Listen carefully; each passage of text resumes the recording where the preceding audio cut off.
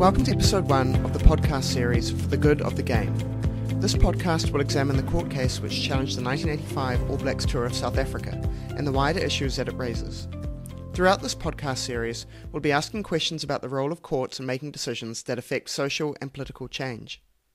The role that courts play in society is still a hotly debated topic. In 2015, for example, the lawyer Lucretia Seals brought a case to the High Court, asking for a ruling that she had the right to end her life through assisted dying. In that case, the judge decided that the legalisation of assisted dying was not a proper role for the court. Instead, it was a matter for Parliament to decide. Lucretia Seals' case illustrates a difficult dividing line between law and politics. Lawyers and politicians often think of law and politics as two separate spheres. However, in many other countries, such as the United States, courts make decisions about controversial political issues all the time. Same-sex relationships and marriage, for example, were legalised in America by Supreme Court decisions. In New Zealand, those decisions were made by Parliament, not by the courts. But there have been some cases where the courts have decided important social and political issues. These have been cases brought through what lawyers call public interest litigation, where a group of people and their lawyers use the courts to resolve issues that are both political and legal, but that they do not believe are being properly addressed in the political arena. In this podcast series, we will examine one of those cases. We will look at what prompted that case, how it was brought, and what we can learn for New Zealand society today.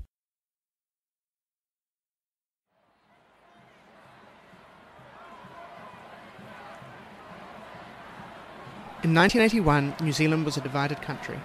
The New Zealand Rugby Football Union had invited the South African rugby team, the Springboks, to tour New Zealand. At that time, South Africa was governed by a system of apartheid. This system divided South Africa into a small white elite and a massive black, Indian and mixed-race underclass. These divisions were sharply policed and protests were brutally oppressed. Opposition activists were arrested, beaten or killed. One of the most infamous incidents was the Sharpeville massacre on the 21st of March 1960. At least 69 black protesters were killed and 180 injured by white policemen. Oppression was embodied in the death of Steve Biko, an anti-apartheid activist who was killed in police custody in 1977, and of course the imprisonment of Nelson Mandela for 27 years. Races were separated in all areas of life: politics, education, even beaches and restaurants. And that policy of separation also extended to rugby. The main domestic rugby competitions in South Africa were whites only. The South African-New Zealand rugby rivalry was legendary. Many All Blacks believed that the Springboks were their only equal rivals in the world. But the rivalry had always been affected by South Africa's apartheid policies. Maori players, including George Napier, one of the greatest All Blacks of all time, had not been allowed to play against the Springboks until 1970. And the South African Rugby Board was closely linked to the apartheid institutions of the South African government.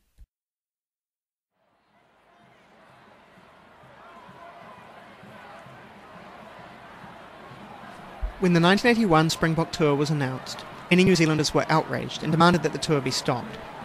The Conservative National Government of the time, under Prime Minister Robert Muldoon, was unmoved. He, and many other New Zealanders, believed that sport and politics could and should be kept separate. They also believed that the New Zealand Rugby Union had the right to make its own decisions about rugby contacts, independent of the government or anti-tour protesters. The government issued visas allowing the team to visit. Several days before the Springboks were due to arrive, the decision was challenged in the High Court by the Catholic Bishop of Christchurch, Brian Ashby. The challenge was unsuccessful, however, and the tour went ahead. The arrival of the Springboks unleashed mayhem. Thousands of New Zealanders protested their games and travel routes. The protest movement encompassed a wide range of New Zealanders and was particularly intense in urban centres such as Auckland, Wellington and Christchurch. Many New Zealanders who had never been politically active before protested the tour. The Auckland lawyer and president of the Auckland District Law Society at the time, Ted Thomas, was one of the protesters. I protested at Eden Park twice, following my son and his two friends, dressed in battle gear, crash helmets and Air Force overcoats, and they went into the front line and I stayed behind and in the mob, in the crowd. The moment I remember incredibly well. I mean, it was quite nerve-wracking because up front, those that were dressed for the occasion confronted the police, and we had that cry, Dharma, from time to time. And every time that cry came up, there was a definite tension. I remember standing alongside an old lady. Now, this old lady would never have protested in her whole life, but this issue was so vital that she, in fact, was there beside me protesting. And I stood with her to comfort her, because every time the troops shouted "Dam," she got very excited and nervous. And I thought, this is what the New Zealand opposition to apartheid really meant. It went very, very deep. She was the last person you would expect to see in the crowd that was protesting. I was deeply opposed to apartheid. I mean, it crossed the line on every score: discrimination, racism, exploitation. It was just appalling. Protests were supported by churches and led by activist organisations including HEART, which stood for Halt All Racist Tours.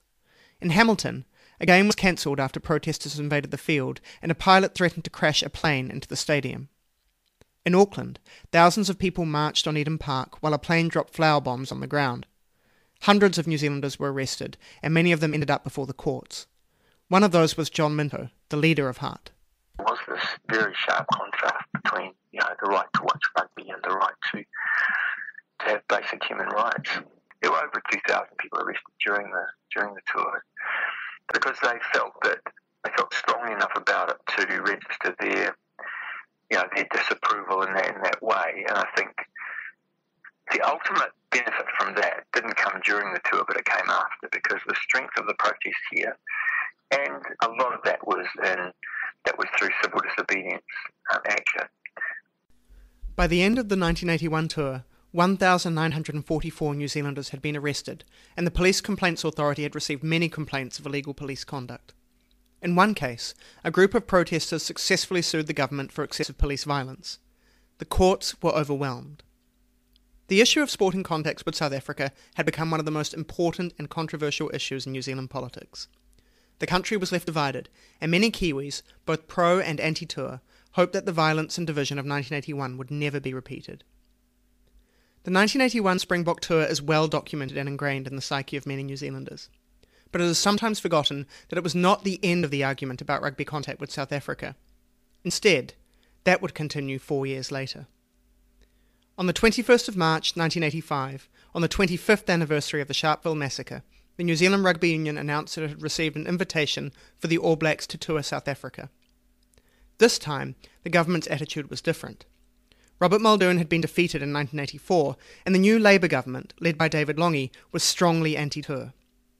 The Prime Minister was concerned that continued sporting ties with South Africa would isolate New Zealand in the Commonwealth, and particularly with other African nations. Lange did not want to repeat of the 1976 Montreal Olympics, where 29 countries had boycotted the Games in protest of New Zealand's contact with South African teams and athletes. On the 28th of March 1985, Parliament passed a unanimous resolution pleading with the Rugby Union to decline the invitation. However, the resolution also emphasised that the decision was ultimately one for the Rugby Union to decide. Unlike in 1981, the 1985 tour would be harder for the government to stop. This time, it was the All Blacks who would be travelling to South Africa, and not the Springboks to New Zealand. This meant the government was not in control of the entry visas. The government could have changed the law to allow it to confiscate the All Blacks' passports, but that was an extreme step which Deputy Prime Minister Geoffrey Palmer was not willing to take. We have no legal capacity to intervene directly and stop the tour. The Passports Act in 1980 provides a New Zealander with the right to a passport unless certain specified events occur, such as convictions and so on. None of those events is present in these circumstances. New Zealanders therefore have the right to apply for a passport and travel abroad on that passport. We cannot prevent New Zealanders travelling to South Africa. And you won't seek to change the law to acquire that No, power? we will not. Instead, the Prime Minister tried to persuade the Rugby Union to adopt the government's position. However, his meeting with the Rugby Union Council was a disaster. Chris Laidlaw, a former All Black and David Lange's foreign policy advisor, attended the meeting. And so we sat in that meeting. It was just he and I and a large posse of Rugby Union officials, most of whom didn't get the government's position on this at all. Couldn't see the point of it. It's just interference with sport. Now, this is 1985, I think, a long time after the real squabbles had begun. I knew immediately, the moment we walked in the room, and after the first question was asked, that David was very nervous, very almost erratic, and was trying to crack jokes and so on, none of which worked. The die was cast at that point, and the union just closed up shop. There was an intimation that the government didn't have the power to stop people leaving the country, might have had the power to stop them coming in, but this was a different matter. And New Zealanders' right to freedom of travel was sacrosanct, and that was the end of the matter. And as far as they were concerned, there would be no further exchanges with the government. Well, I'm delighted. It's a brave decision, a very brave decision. I'm disgusted, and I feel it's a shameful decision on the part of people who are concerned for their own enjoyment. Two views there, one white, the other black. Danny Craven and Bishop Tutu on the rugby union's decision to send a team to South Africa. Good morning from Lindsay and Jeff. Shortly we'll be talking to the chairman of the rugby union, Cesc Blasey, and the deputy prime minister, Jeff. On the 17th of April 1985, the rugby union announced that the tour would be going ahead. Reception to that decision was predictably mixed. In South Africa, the decision was warmly welcomed by white rugby administrators such as Dr. Danny Craven, and strongly condemned by black resistance leaders such as Desmond Tutu. Bishop Desmond Tutu calls it a shameful decision and fears protests mounted by blacks during the tour will end in violence. We may very well see further casualties and even fatalities just because a group of chaps thought, that it would be fun to come and play rugby in South Africa.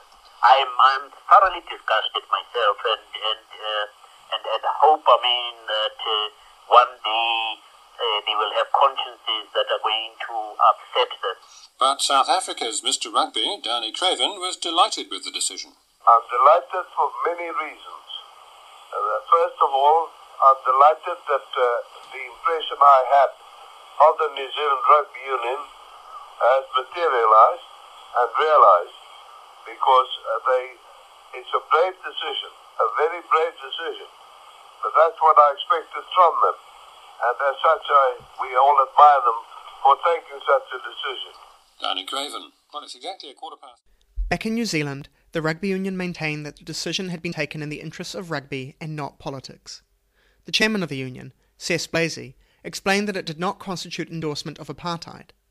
The Prime Minister, on the other hand, claimed that the decision was to the rugby union's eternal shame. At the time the tour was announced, polls suggested that a slight majority of New Zealanders were against the tour. But as Kevin Haig, Heart's educational officer, recalls, it was difficult to get people to protest. This time, unlike in 1981, there was no visible Springbok target in New Zealand to protest against. Yeah. So what exactly are you sort of marching for? And actually, even in 81, prior to the Springboks actually arriving, it was quite hard, I sort of recall the picket of the rugby union in sort of probably late 1980, which is after they had issued the invitation to the South African rugby union to actually sort of send a team. So the issue was live, and we probably mustered 20 people. So to get from there to the thousands of people on the street towards the end of the tour, it needed them to actually be in the country to actually provide that focus. But in 85, you didn't really have that. The rugby union had made its decision. Neither the government nor the protesters had an effective way of changing it. But there was one group who still believed they might be able to do something. Lawyers.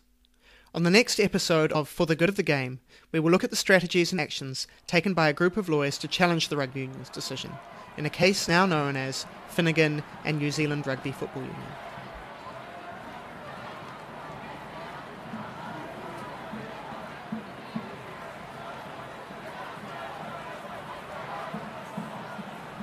Throughout this podcast series, it's important to remember that the Finnegan case occurred in the context of a struggle for equality in South Africa. That struggle was led by black and coloured leaders facing a great deal of oppression and violence from their apartheid government. They had also come together to work out a way to stop the tour, or to use it in support of their struggle. We already heard from Bishop Tutu, who was one of the leaders in the struggle against the tour. One of the other leaders of that campaign, the Reverend Arnold Stoffele, was sent to New Zealand to advocate on their behalf. 19 organizations came together at Kanya House, where Bishop Tutu was the Secretary General of the Council of Churches. We mulled over how to deal with this blatant ignorance of the implications of rebel tours on our struggle and indeed on the transformation of our country.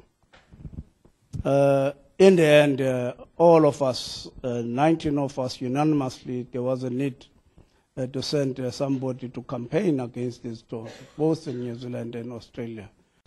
So Arnold Stoffele was sent as an emissary by the anti-apartheid movement to build links with the challengers of the tour here and try to persuade the rugby union not to go ahead with the tour.